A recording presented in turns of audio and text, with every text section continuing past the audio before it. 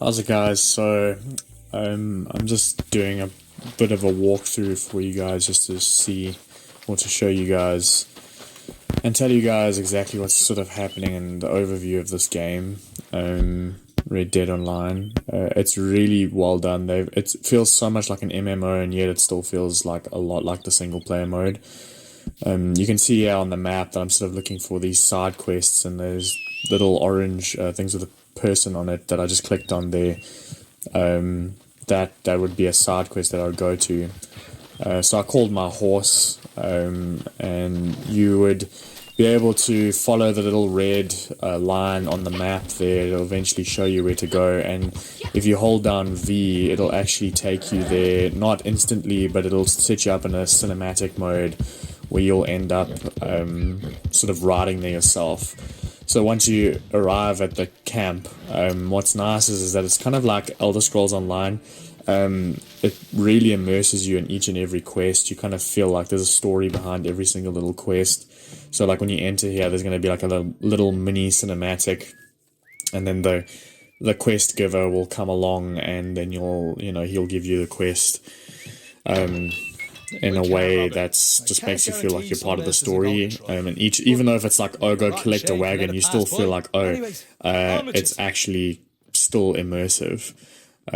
So yeah, this character is actually from the single player mode as well, which is interesting. So there's little snippets of that kind of stuff as well.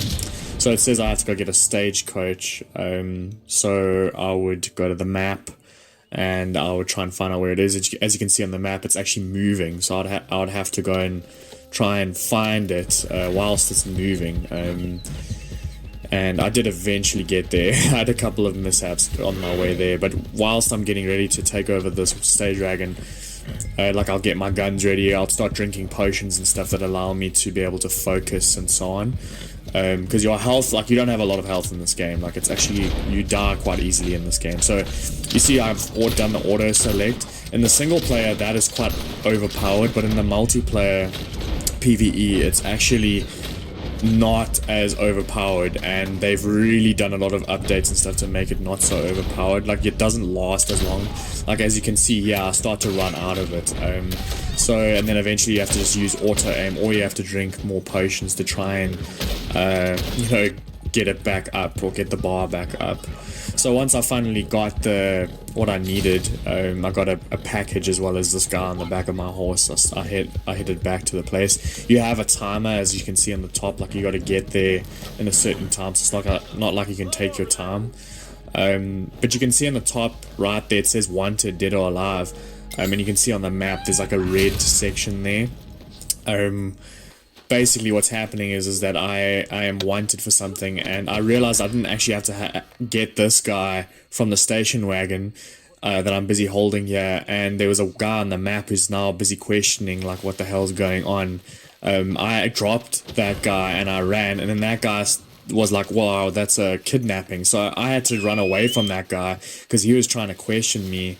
And actually what ends up happening is that if you get caught, you got to answer for it, and you have the police come after you, and you actually have a bounty on your head for the rest of the game. So I finally got away, and here I wanted to show you guys what it looks like to do a treasure map. There's just so much to do in this game, so I'm just giving you guys an idea of what you can and can't do and so on. So I decided to go after this treasure map. Follow the treasure map to this place. Oh, this is interesting. I wanted to show you guys what happened here. I actually fell off the cliff. Oh my word, it was so scary. And I respawned, and I actually had to go find my horse before it died, and I had to heal it.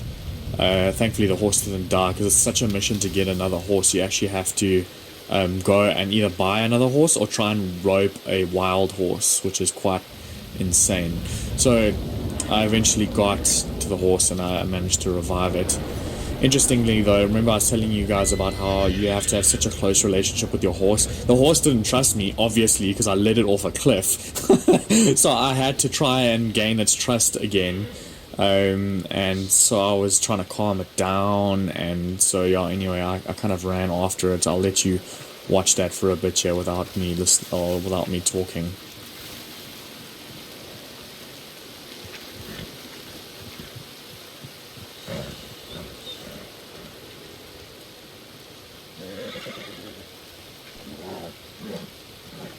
So you can see there's multiple things you can brush the horse, which you do. It gets dirty, so you gotta brush it.